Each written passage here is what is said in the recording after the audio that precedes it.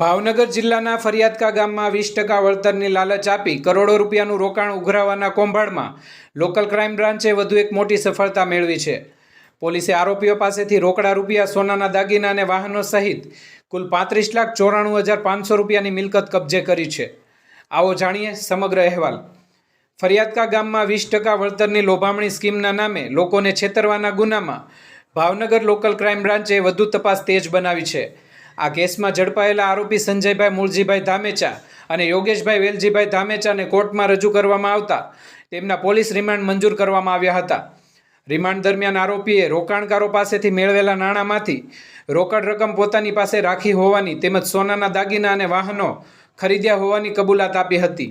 આ કબૂલાતના આધારે પોલીસે 20 લાખ રૂપિયા રોકડા તેમજ અંદાજે 8,23,500 રૂપિયાના સોનાના દાગીના તેમજ 7 લાખ રૂપિયાની સુઝુકી ડિઝાયર કાર, 70,000 રૂપિયાનું એક્સેસ સ્કૂટર તેમજ નોટ ગણવાનું મશીન અને હિસાબના ચોપડા સહિત કુલ રૂપિયા 35,94,500 રૂપિયાનો મુદ્દામાલ કબજે કર્યો છે।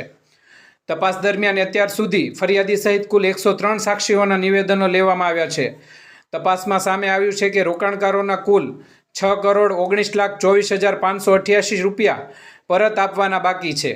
ભાવનગર જિલ્લા પોલીસે અપીલ કરી છે કે ફરિયાદકા ગામના સંજયભાઈ ધામેચા અથવા યોગેશભાઈ ધામેચા પાસે જેમણે નાણાંનું રોકાણ કર્યું હોય અને પાકતી મુદત બાદ પોતાની રકમ પરત મળી ન હોય તેઓ તમામ જરૂરી દસ્તાવેજો અને પુરાવા સાથે ભાવનગર લોકલ ક્રાઇમ બ્રાન્ચ કચેરીનો સંપર્ક કરી કાયદેસરની કાર્યવાહી કરાવે।